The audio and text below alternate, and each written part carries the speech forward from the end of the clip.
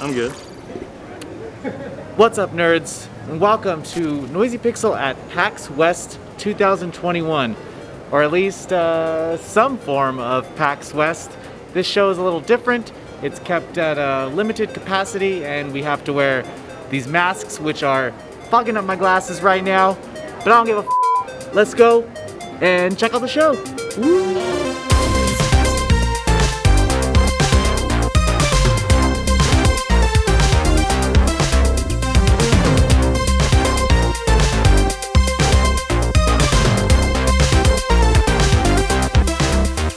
What's up, nerds? Welcome back. PAX West 2021. I'm feeling good. Here with Alina from Limited Run Games. Hello, I'm Alina from Limited Run Games, and we're very happy to be here. We all know you guys publish physical games of once digital titles. But what are you guys working on right now? What's in the pipeline? My glasses are fogging up. I'm sorry, I'm taking them off. Right now we have Blood Rain open for pre-order, and we also have Quake open for pre-order, so we're super excited about those two games right now. We still have River City Girls is still open for the PS5, and we also have some Shantae games from Way Forward as well. If there's a Limited Run Games title that you guys have coming up that you're most excited for, what would it be? Oh man. I'm putting her on the spot right now. This is how you know we don't plan this. Skatebird, man. Dude, Skatebird looks pretty sick. Skatebird is gonna be sick. We do some games that just some people would never think about, and that's just like people at the company just think it would be really cool, like plumbers don't wear ties. I want to say that I do not like plumbers don't wear ties, but will I pick it up? Probably. Yes, you will. Yes, you will. Thank you. Thank you so much for your time.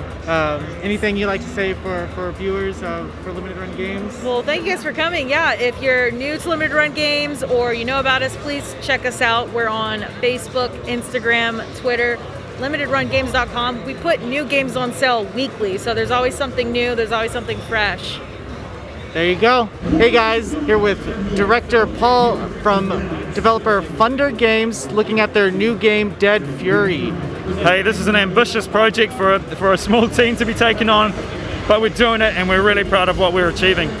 With the support of Apogee behind us, we've got some really great industry talent injecting some amazing kind of ideas and concepts into what's a small but powerful little project called Dead Fury. So it's a passion project set in the New Zealand mountain ranges. So first and foremost, it's a virtual tour through New Zealand in a COVID-hit world. You're following the protagonist Jackson. He's stuck on the wrong side of the fence with a evil dictator type tyrant, and he's trying to defect to the military. And a zombie horde survival game spread across about 3 days of that. Is this a solo campaign?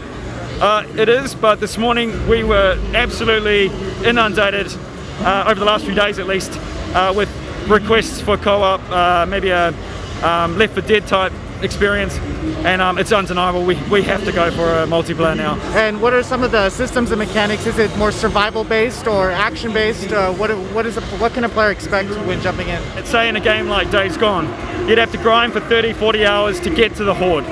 In here we can throw you in at the ground level. We're going to arm you with the weaponry and the power that you need to take on that horde. It's going to be a little bit simpler and faster to get to that point, basically. It's been built around that horde mechanic, so rather than an open world game that's just slapped on a horde mode, we're a horde mode from the base. And that's probably the key definitive difference here. Well, thank you for your time, and thank you for sharing Dead Fury.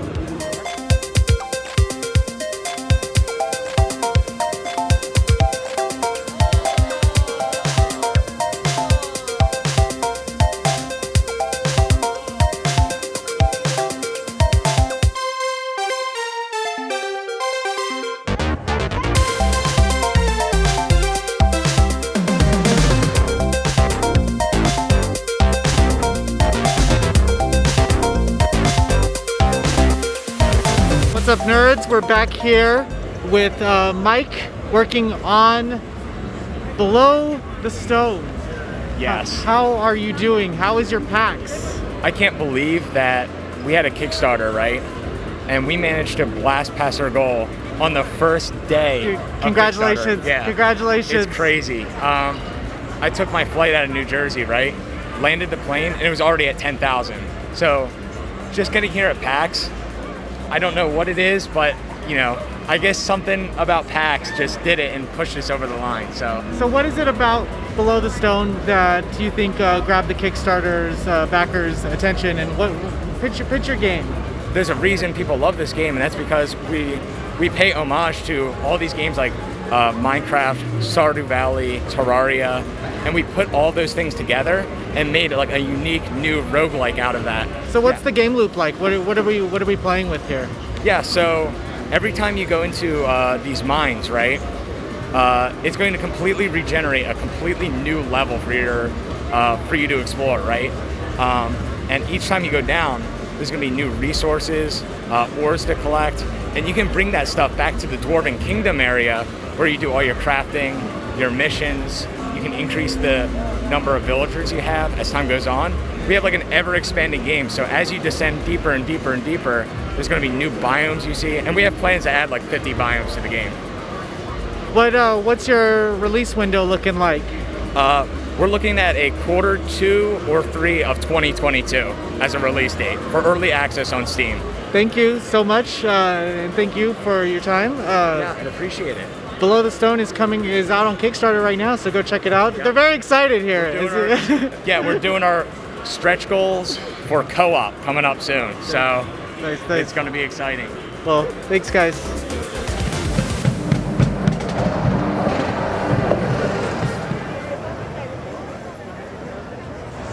Do it again. Get in pose. Now look up.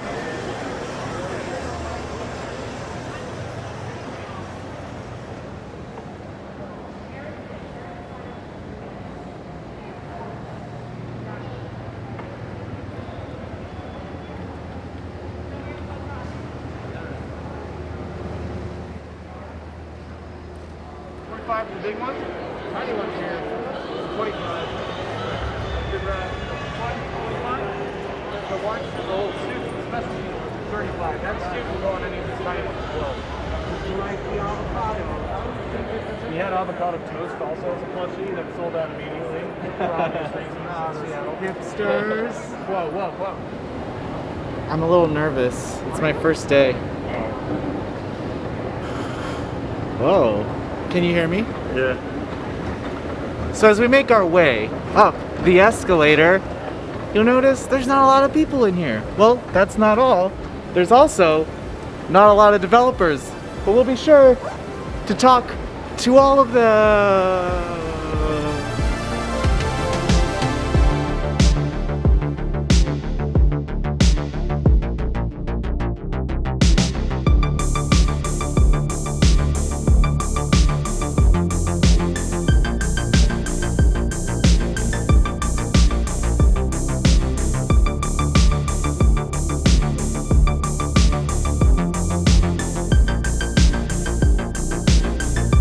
Hello and welcome back to PAX West 2021. We're here looking at Turbo Overkill with creative director Sam. This game is freaking nuts, has some 3D Realms vibes to it, has some fast action shooters to it, but let me know about this game. So I just set out to just create the game I've always wanted to play, my dream project, and I took the core of Doom and Quake and Duke Nukem and all those. I know this isn't imperative for these types of games, but is there a narrative here? Yeah, so there is a story. Basically, there's a planet taken over by people augmented with cyborg tech, and then eventually a AI takes over and takes control of all of these cyborgs. You're sent down as the street cleaner to take care of business. We only tell it through short 20-second cinematics at the beginning of each level, and we use those to transition from level to level. So you can totally skip it and just go bonkers and shoot everything and ignore it, and it's a valid way to play. Or if you do like story, you can watch the cutscenes. There are hidden secrets with some lore in it. What about like level design and stuff like that? What can players expect going through this game? Is it procedurally generated? Is it linear? No, it's all handcrafted. Everything is designed, and so I wanted to make sure level design is not linear. You can go wherever the hell you want. It's very open, it's very wide, very vertical. I know that's like a bit of a buzzword, but the levels, I try and design them to be as vertical as they are wide, so they get pretty damn high. What's the release window that we're aiming for here? Right now, it's sort of late 2022, sort of Q3, Q4, second half. No solid release date yet, but that's what we're aiming for right now. Awesome. Well, thank you for your time. Thank you very much. What's up, guys? Smash that like button. What's up? What's up, guys? Smash that like button. My mask is falling off, but we're staying safe, staying healthy. We're here with Whitehorn Games, and they're pretty packed lineup of published titles. We're an indie publisher. We primarily focus on low stress, approachable, decompressing titles. Virtually everything you have here is a preview except for Lake, which came out on September 1st, Xbox, Epic Games Store, and Steam. Everything's ready to play. Certainly, we'd love to have you come in and check it all out. Tell us a little bit about Teacup. This game has kind of caught my eye, but Sure. give us the pitch there for this game. Yeah, Teacup's an adventure game, very much a narrative adventure game. So in the style of older adventure games, mini games, puzzles, and navigating a world. It's based on a fairy tale, essentially, of a frog who needs to go find herbs, and the story for tea. And the story is about overcoming introvert-extrovert sort of social paralysis. Can you kind of just give us a rundown of Princess Farmer as well? Yeah, sure. That game, okay. That game looks interesting. Sure. Yeah, it looks really rad. Yeah, the team actually is a two-person team in British Columbia. They previously worked on Club Penguin, if you remember that. Everyone remembers that. Right? Yeah, exactly. And so they were like, we're going to forge our own thing, and we signed them. And anyway, Princess Farmer is a match 3 visual novel hybrid. So you have episodes that are like VHS tapes. It's supposed to be aesthetically like you taped 1990s Viz Media anime and are watching it in your bed kind of thing. It progresses over about 80, 100 levels, taking probably 10 hours of your life. And primarily it's a match 3 in mechanics, but there are sort of light VN play in there as well with different endings and so forth. And what about the other games? Here, we have Witchwood. Yeah, Here. Witchwood is, I will say, sort of a Stardew Valley-esque romp through Grimm's Fairy Tales. So it's lightly spooky, and it will be out in the spooky window of this year. I don't have an exact date for you, but it is in that area on all major consoles. We really want to make really complex, interesting games that are very short and can be played very easily. That's Whitethorn Digital here at PAX West 2021, and they have a full lineup, so be sure to check out noisypixel.net, and we'll be covering all their releases. Thank you for your time. Hey, thank you. Appreciate it.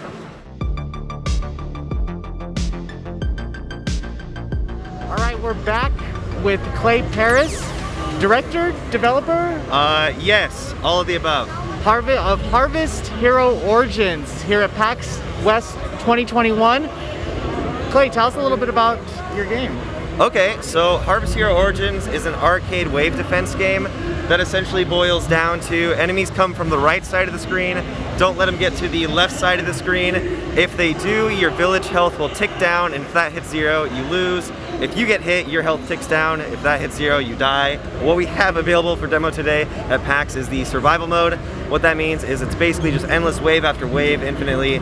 As the waves go on, enemies get stronger and diversify, but as the waves go on, you also get stronger. You get new abilities and power-ups. On launch in 2 to 3 months, we'll have a story mode as well. We'll also be releasing an additional 3rd playable hero. We have 2 available today, the boxing hero and the harvest hero. Yeah, that's basically it. What's the co-op options like in this game? So the co-op is available in survival mode during the infinite waves. So the harvest hero essentially just whacks them with a hammer.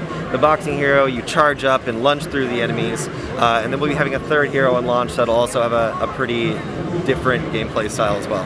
What platforms and release date are you aiming for right now?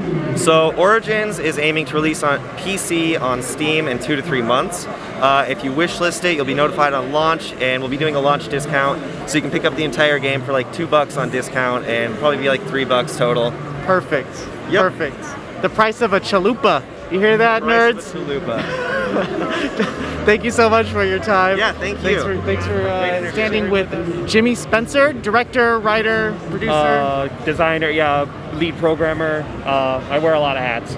For Cricket, Jay's Really Peculiar Game. Tell us a little bit about this game. So Cricket is a game about a young boy going on a journey with his best friends to try to bring his mother back to life, whom he lost to cancer. Its gameplay is influenced by like Earthbound and the Paper Mario RPGs to sort of give you a loose idea of like how the overall game flows. There's timed hits. There's like a meter mechanic just like Street Fighter. It's a real labor of love that we were working on for a great many years. Is there anything you would like kind of viewers who are seeing this for the first time to take away from this like quick showing of your game? Is the RPG mechanics, the story? What's the grabbing point of this adventure? It's definitely the abject silliness. Absolutely. Like you're like in the video, like you see like a giant flower that poses like Johnny Bravo, or like you see like you throw trash cans at people, you run around and bump into them, and they like yell at you, and then they and you can walk away mid-conversation, just like in real life. What is the release window or release platforms that you're aiming for right now? So right now we're tentatively saying Q4 2023. We are looking for a publisher, and once that happens, like we can really like move into full production with more artists on the team, because right now it's all done by one artist. Awesome. Yeah. Awesome. Well, this is Cricket's Jay's Really Peculiar Game. Check it out. You'll probably be seeing a lot of it in the future.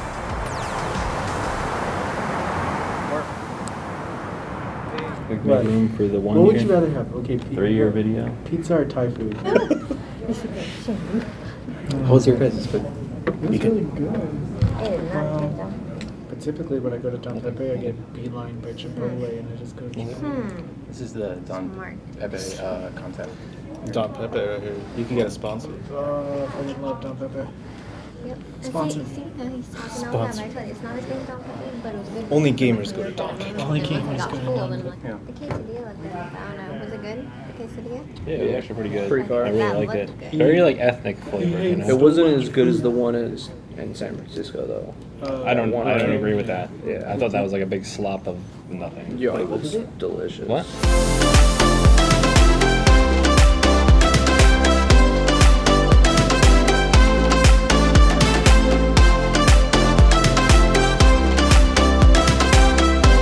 PAX West 2021. We're taking a look at elements right now. So why don't you tell us a little bit about this adventure, Zelda-like Breath of the Wild? I wanted to play Breath of the Wild, but not just pass the controller back and forth to my kids. So I was like, oh, we should do like a split screen version. So that's kind of where the idea came from. So it's going to be split screen co-op. There's 8 different elemental stones. There is this light, dark, fire, water, ice, nature, earth, and air.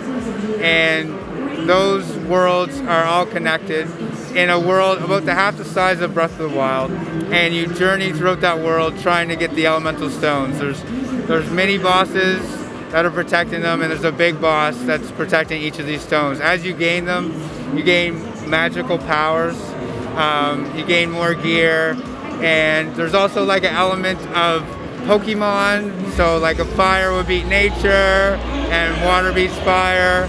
So there is a story though, right? You can play this game completely solo or co-op? Yeah, you can play it completely solo. You can drop in if someone wants to play, and their progression will be tied to that profile. And if somebody's playing more than the other, they won't progress in their abilities, but you'll be able to lend them gear to help them get to your level. What's the release date that you're working on right now? So right now we're looking at the end of next year, like Q3, Q4. Nice. Well, thank you for your time. What's up, nerds? We're back with Thunderful Games here at PAX West 2021 talking about Firegirl. Hi there, I'm Kyle. I'm with Thunderful Publishing. We are publishing Firegirl, which was developed by Dejima Games. Awesome studio, awesome team. Unfortunately, they could not make it to PAX West this year due to COVID travel restrictions, but we are happily representing the game for them.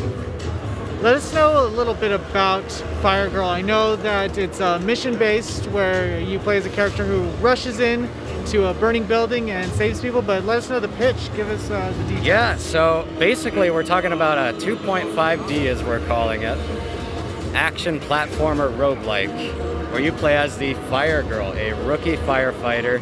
Essentially, you're rescuing people from these fire monsters throughout the city. And as you do this, the people you rescue can often volunteer to take up positions within the fire department. So in a way, you're kind of restoring the fire department to its glory. And in doing so, that gives you upgrades along the way. So you get better and better at the game as you play it.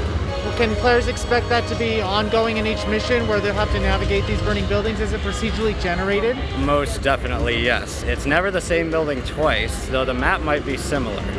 And then as you progress throughout the game and the story, new environments will become available to you, so you'll never quite feel like you have everything down to a science.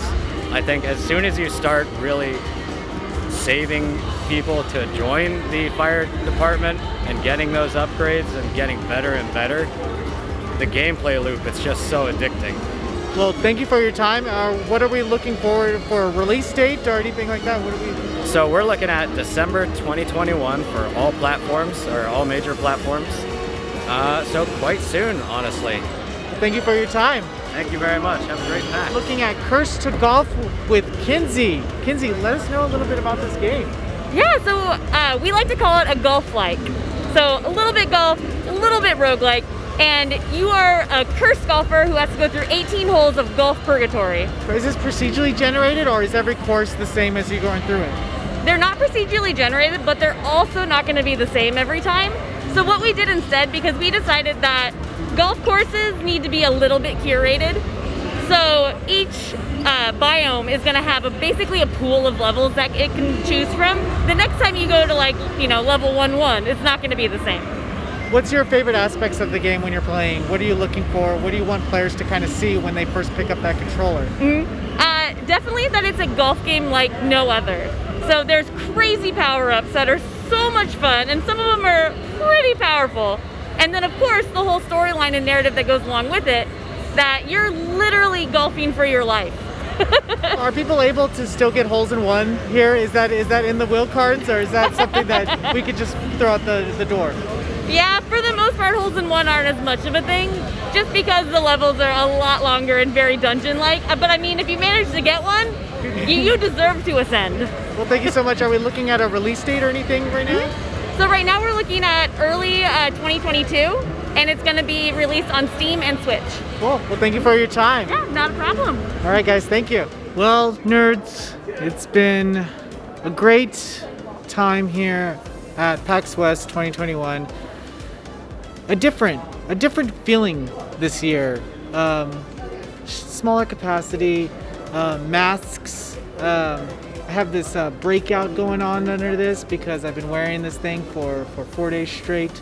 But you know what? It was worth it to get to be around these nerdy ass people for just a little longer and hang out and play some games. We saw some good stuff. We hope you liked it. Let us know what you think about our content and anything that stood out to you in these previews and demos that we played.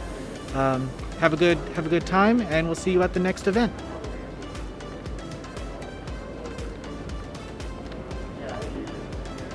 How's that? Great. You don't know what I said.